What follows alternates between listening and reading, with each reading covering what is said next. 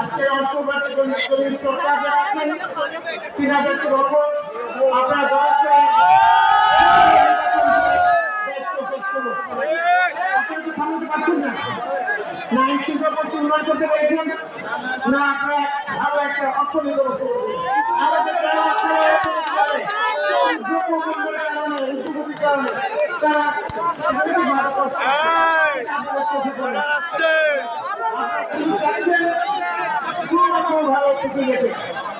সেটা করবেন না বললে আপনারা সম্মান নিয়ে আছেন সেই সম্মান নিয়ে যেতে পারবেন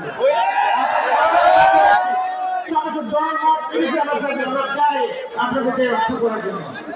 এবং সেই রক্ষা আমরা করে যাবো কিন্তু আপনারা যদি কোনো উৎপাদ করেন সেক্ষেত্রে আমরা কিন্তু মাঠে থাকবো এবং মাঠে থেকে আপনাদের ইজ্জত সামান্য খারাপ